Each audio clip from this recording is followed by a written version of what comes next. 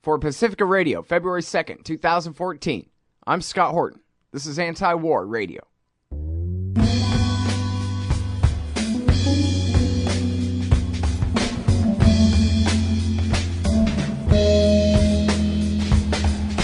All right, y'all, welcome to the show. It is Anti-War Radio. I'm your host, Scott Horton, here every Sunday morning from 8:30 to 9 on KPFK 90.7 FM in L.A.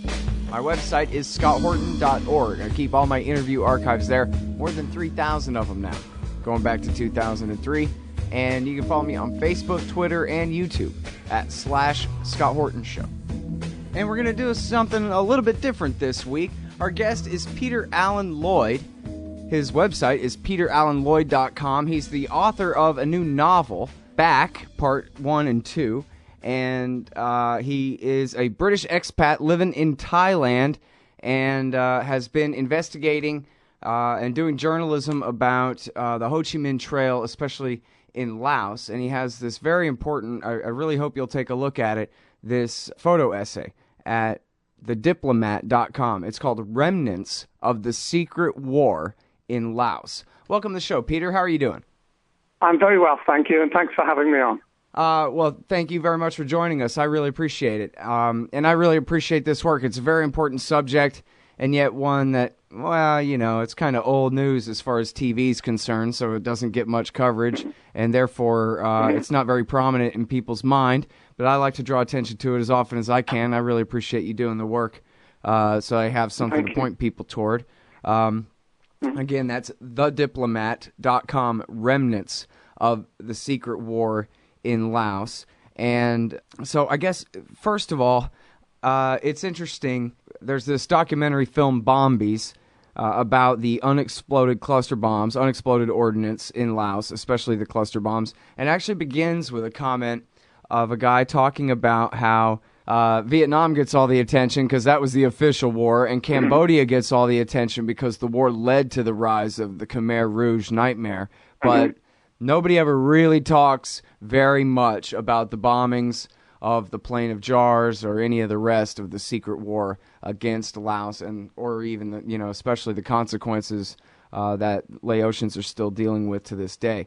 So I think that's largely true. I mean, in my understanding of growing up around tales of the Vietnam War, Laos was certainly the one we heard the least about. So I guess, can you give us sort of just a background on America's war on Laos back in the 1960s and 70s, and then we can, you know, catch up with modern day times and consequences? Okay. Well, first of all, the secret war in Laos, as it's called, was so called because under the Geneva Accords, America was forbidden from going into Laos. Unfortunately, the North Vietnamese had also disregarded the Geneva Conventions and had built the Ho Chi Minh Trail right down the spine of the country next to the Vietnamese border. Using that trail, the Vietnamese were able to wage asymmetrical warfare on the Americans in southern Vietnam because they were bringing all their supplies, their troops, their weapons down the Ho Chi Minh Trail through the jungles of Laos and into Cambodia, then into South Vietnam. So the Americans really had to try to interdict the Ho Chi Minh Trail, and the way they thought best to do this was by bombing it. Well, and then they just bombed it and bombed it and bombed it for how many years in a row? The whole time? 9 years. They didn't just bomb it. They tried many different things on it. They dropped, obviously, napalm and defoliants on the jungle because you couldn't see the trail from the air in many places because it was hidden under a tree canopy. And the Vietnamese were very clever. They were able to tie the branches of the triple canopy jungle trees together to hide the trail from the air. So, obviously, defoliants were dropped, napalm was dropped. The Americans came up with a very clever idea to drop a detergent on the trail, hoping to make the mud on the Ho Chi Minh Trail so sticky that trucks would slide off. I was just reading about that one last week. So, what the North Vietnamese did, they defeated that by simply laying down bamboo matting in the jungle so that the vehicles had traction over all the slippery mud. Yeah, for every innovation on this side, They just innovated right around it, of course, although I don't know if they ever came up with a cure for cancer from all the Agent Orange and Agent Blue and the rest of the defects from that. Not sure. The other thing that the Americans did to the Ho Chi Minh Trail was to drop listening sensors to look like trees on the trail, as well as pieces of animal excrement, which were actually movement sensors, but they dropped them to litter the trail with them so that they would pick up any kind of vibration of people moving, trucks moving along the Ho Chi Minh Trail. And if anybody saw it, it just looked like animal excrement. Mm-hmm. And now, I can definitely see in the mind of, Robert McNamara and all the whiz kids from MIT over there coming up with the policy in the Pentagon about how, what we need to do is we'll have all these neatly camouflaged sensors and whatever. But did it do the American war effort a bit of good? Or for all the cancer they spread and the rest? I don't believe it did the American war effort any good at all, because the traffic that moved down the Ho Chi Minh Trail only increased throughout the period of the bombing until 1973. So all of those billions of dollars worth of bombs dropped on the Ho Chi Minh Trail in Laos, Cambodia, was a complete waste of money, in my opinion. Mm. And then something else from that movie, Bombies, they talk about how, and this is something that I think there's even congressional testimony like this, what are you doing bombing these people, all day, every day with these bombs, these targets? And the answer is, well, we have all these airplanes sitting around, and we have to use them. Just like in Nick Turse's book on Vietnam, Kill Anything That Moves, have all of this surplus artillery ammunition. And so they just sit there dropping shells in the tubes all day long. They don't have anything to shoot at except people out there, but they can't just let it pile up. And it's the same thing when it comes to carpet bombing the Plain of Jars for years. Well, look, certainly when the Americans stopped bombing North Vietnam, the assets that they had available the aircraft assets were then turned on the Ho Chi Minh Trail, particularly the Plain of Jars, and into the tri-border area where the Ho Chi Minh Trail splits. Vietnam, Laos, and Cambodia all share a common border. It's called the tri-border area, and that area was heavily bombed as well during the war. Mm. Yeah, there's also the great documentary Hearts and Minds, where they interview a lot of veterans, and they interview a bomber pilot talking about the mentality, how easy it is really to just drop bombs on people's heads all day and know that, hey, you're the best at this very technical, highly skilled profession. And so, all right, we got him again. And it took till he was out of the service before he finally stopped to realize that, hey, that was real people I was tearing apart down there. Mm-hmm.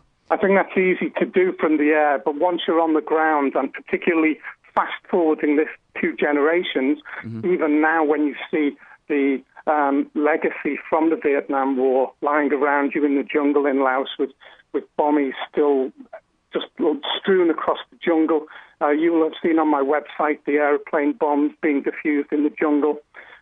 It's quite sobering to think that you can fight a war 40 years ago, but still the legacy is blowing up people today. Mm. Well, and I went trolling through your website, reading up on this, and you talk about the estimated numbers of hundreds of millions of cluster bombs dropped, which means with the failure rate of 30%, imagine that, failure rate 30%, that means there are tens of millions, imagine people, tens of millions of undetonated little cluster bomb units, little bombies, sitting around buried under an inch of mud all over this entire country of Laos to this day. That's correct. Absolutely incredible. One of the most sobering statistics is that there are 80 million bombies still unexploded in Laos, and that's a statistic from UXO Lao, who are a very, very reliable organization for unexploded ordnance in that country. That is just absolutely incredible. And then you talk about, I only saw a statistic on your website when I was looking of 40 killed per year just from this one province in Laos. But I've read much higher numbers in the past for all of Laos and, for Cambodia and the region too. Do you have any more numbers along those lines of how many people are still killed every year by these so-called duds? It's hundreds, but it's very difficult to find a reliable estimate because often in these outlying villages, still in the jungle in mountain regions, these figures aren't very well collated, although UXO Lao do as good a job as they possibly can. I generally think the figures are far higher for killed and injured each year in the whole of Laos. It's very, very difficult to find a reliable estimate. Yeah. Well, you just think about the war in Afghanistan where, I don't guess anybody's counting the Afghans, but we've had, in some of the worst years of the war, a few hundred dead Americans. 2010 and 2011, I guess, were the worst years of the American surge there. And you'd have, 300-400 Americans killed, dying violent deaths. These are American soldiers out there fighting a war, dying violent deaths like that. You're talking about what's happening to the Laotians in what's their home country and what's happening to mostly little children who pick these things up or farmers out tilling their fields. Innocent civilians, the people who feed the rest of them. They're kids. This is a big problem, particularly now in Laos where population growth is increasing. Their farmland is incredibly rich and fertile for the most part. So now the jungle is being chopped back as people try to develop the land for agriculture, and this is bringing people into conflict with the bombies and the unexploded bombs. I have a photo on my website of an aeroplane bomb in a woman's rice field. It had been there for many years. She simply planted the rice around it. Yeah, I guess, is cross your fingers a custom in Laos? Jeez. Yeah, I think so. The other funny thing, it's not that funny, I saw when I was in Laos last month, a cluster bomb casing which used to contain 400 cluster bombs, which actually had a warranty written on the side of it. And it struck me as bizarre that this weapon should have a legal warranty attached to it, which you can still see today.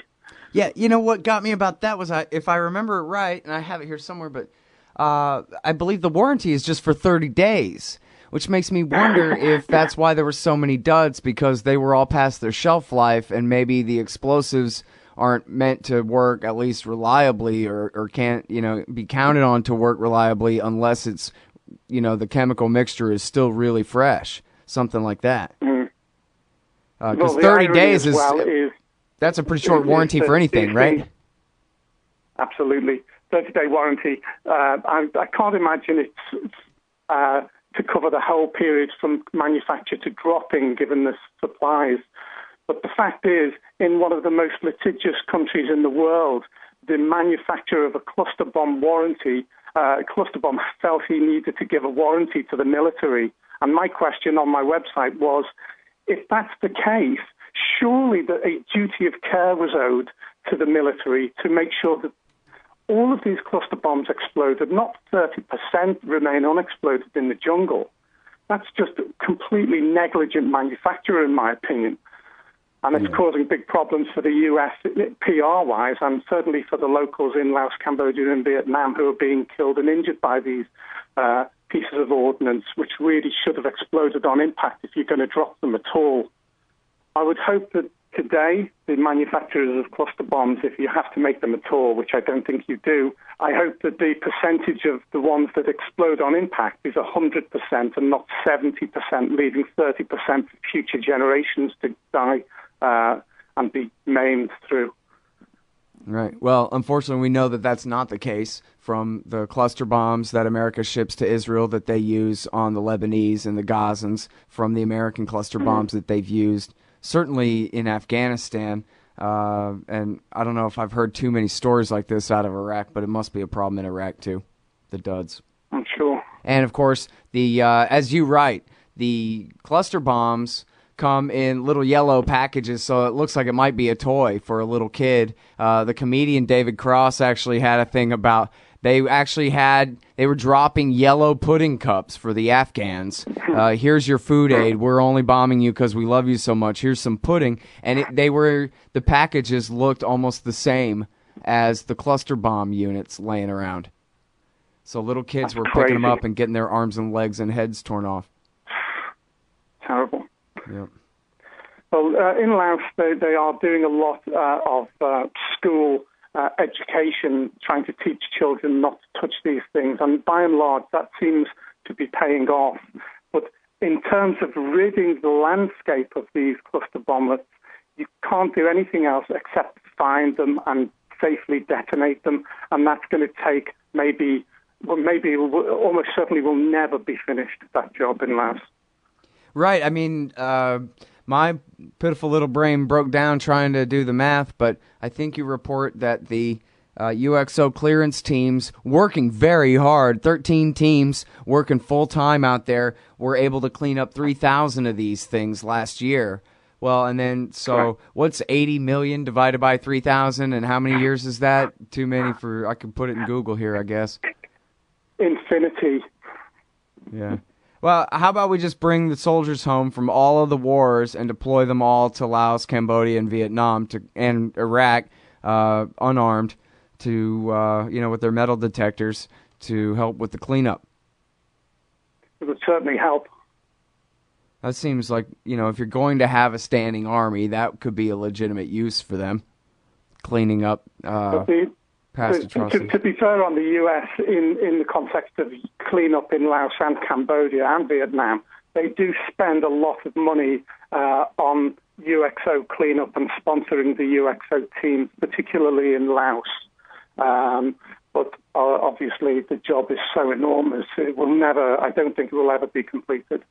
And it's a shame that it has to be done anyway. It's a shame that these things are still littering the landscape. You say America's effort in Laos is even more significant than in Vietnam or Cambodia? I can't speak to the comparables there, but I know from my own experience of going out with the UXO teams into the jungles of Laos and to the Ho Chi Minh Trail that America is supporting financially a lot of the UXO cleanup out there. Well, that's definitely good to hear. You think of all the money that they have to spend on dropping more of these things on people. They could probably increase the cleanup budget a bit, but that is good to hear that at least something is moving forward along those lines. Can you tell us about, you went out with these clearance teams. Can you tell us about, what it's like to spend a day taking pictures of these guys? Well, the first thing that's ever happened to me when I arrived on a UXO cleanup site in the jungle, again, it was on the Ho Chi Minh Trail in southern Laos. I had to sign an enormously long legal disclaimer for any damage or death or injury that might occur to me. Now, being a lawyer in my previous life, I looked at that warranty and thought I would never advise anybody to sign this. But, of course, I signed because I wanted to be out with these guys and see the incredible work they're doing up close. But I was shocked then when they started to detect right along the road that we'd just driven, looking for munitions. I registered real shock when I saw them do this. I wondered, why wasn't that track safe? And they said, normally the track where the wheels go is safe, but that small area of green between the wheels is where you often find cluster bombs still. That's why they were checking it. Wow, that's really something else. And so how long did you go out there with them? How many days? Just the one day? Or?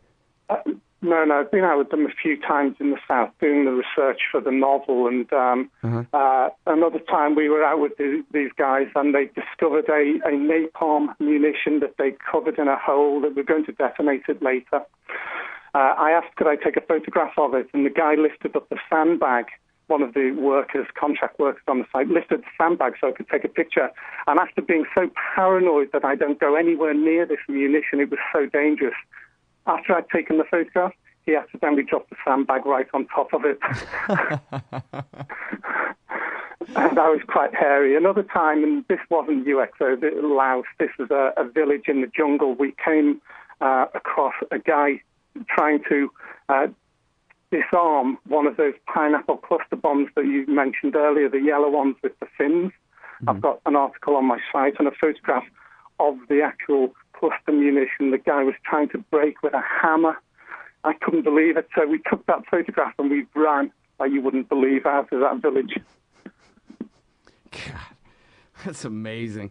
And, by the way, I just want to throw this in here, too. I'm sorry, I just thought of it that, if people want to go and look at YouTube and just type in cluster bomb or something and see what it looks like when just one of these bomblets, these bombies, goes off. It's a shrapnel weapon, and boy, that's got to be a horrible way to die. I mean, this is a serious matter. This is. Well, they contain like hundreds of steel balls, and when they explode, they fire in all directions up to 100, 200 miles an hour. It's not a pretty sight. We've seen pictures, and I've even interviewed people who've been destroyed by these munitions in villages, in hospitals in Laos. They are extremely dangerous, and yet you don't feel that when you're looking at it. It looks like some quite. I mean, I can understand why kids pick them up. They look fascinating, but they are extremely deadly, unfortunately. Yeah. Well, I remember being a boy. It wasn't that long ago, to me anyway. And if these things have been laying around in my neighborhood, that's how I would have died. Guarantee I would have picked one up. You couldn't. The more you told me not to, the more I would have anyway. I mean, what are you going to do? Well, on my website, I have lots of photographs of this unexploded ordnance, the cluster bomblets, and the aeroplane bombs being diffused in the jungle in Laos. And that's one of the reasons I'm really happy to promote the work of UXO Lao, because they do such an incredible job out there. Right. That's UX as in xylophone, UXO Laos, right? That's correct. Yeah. I don't want people giving money to the Bob Hope guys or whatever. Yeah, UX, yes. Yes. All right. And then now, there are a few things I wanted to ask you, and little time. I guess, what about the POWs? You believe these tales about POWs left behind in Laos, and Ronald Reagan called off the op, and it never happened to go get them? I do believe it, to be honest. And first of all, because I'm not American, obviously, the Brits didn't have a dog in the fight, so I feel I can stand a little bit outside the culture wars of America about the POW and MIA issue in Laos. And I've been to many places where they were allegedly held after the war. I posted something last week about a trip to a place called Nomorath, where the US were going to launch a rescue raid in 1981. I was looking for the caves that allegedly American POWs were being held in. Up in Vieng Sai in the north of Laos, where some very famous American POWs were held in these cave complexes. Akapa in the south, where POWs were held as well. I've travelled around and visited all these places as partly as research for my novel, but also because I'm actually genuinely interested in that whole debate. Right. Yeah, and, by the way, I should remind people, I'm sorry here, I meant to mention this a couple of times through the interview here. PeterAlanLloyd.com is the website.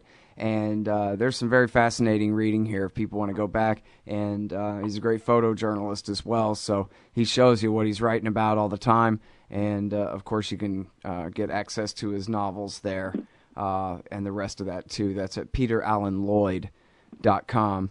And, yeah, looking at those caves and those complexes and reading those stories about, what sounded, at least in your retelling, like some pretty good leads as to where some of these men may have been being held, but I guess you said that the Laotian government to this day, they don't really have a thing to say about it one way or the other than no comment kind of an answer, right? No, and the other problem for trying to account for the POWs after the war was it took a couple of years for Laos to actually fall to the communist Pathet Lao forces who the Americans were fighting inside Laos. And the North Vietnamese, obviously. But because they didn't have control over the whole countryside, communication even today is very difficult in the jungles and in the mountains. Nobody would have had a clear idea of who was held where. There's no question in my mind that even if they were honest about it, the now Laos government, there's no way they could find out from records how many people were held. It will always remain a mystery.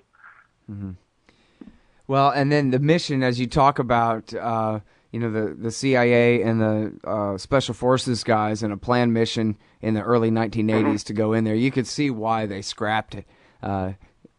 Especially, as you write, just after the massive failure in the desert in Iran and the failed attempt to get the hostages there. You could see for political reasons why they'd be very reluctant to even try it in a real tough situation, like tough location, as you described there. But anyway, so... One interesting thing about that story, that was based in Nommarath, Nhomarath, it's called, in central Laos. I was there last month. The interesting thing about that story is how credible it is, and the sources. That was originally a story in Time magazine, and the sources were unimpeachable, it seemed to me. And to think that the POW issue had such serious traction, even so late after the war, is certainly enough to make one think how many of these guys were left behind and what became of them. Nobody will ever know. Yeah. Well, it's just amazing to think about the millions killed and all these consequences still rippling through to this day, as you so well document. And America's friends with Vietnam now, after losing the war and the communists taking over the whole place. And as you say, obviously the communists took over Laos and took over Cambodia, and we hadn't had a problem since then. In fact, Richard Nixon just went over there and shook hands with Mao Zedong, so there goes your domino theory. And so all of it was for nothing at all. Nothing at all. It's a good example of my enemy's enemy is my friend. And now with China and Vietnam, it's why that this is happening. Although I do wonder whether 58,000 people killed and over 600,000 people wounded in the Vietnam conflict was, in retrospect, how American veterans feel when they see the head of the Vietnamese army being shaken hands with on the steps of the Pentagon. It's just, even to me, it was an amazing sight, and I just wonder whether veterans respond to that positively or negatively. Yeah. Well, in a way, you could call it mission accomplished. I don't know. I'm sorry, we're all out of time for this. I'd ask you a lot more. Hopefully, we'll talk again. Okay. It was a pleasure talking to you. Thank you very much for your time. Appreciate it. Everybody, that is Peter Lloyd. PeterAlanLloyd.com is the website. You can check out his novel Back, Part 1, Across the Fence, and Part 2, Into the Jungle. And check out this great photo essay in The Diplomat, Remnants of the Secret War in Laos. And that's it for the show. Thanks, everybody, for listening. We'll be back here next Sunday from 8:30 to 9 on KPFK 90.7 FM in LA. Again, my full interview archive is available at scotthorton.org. See you next week.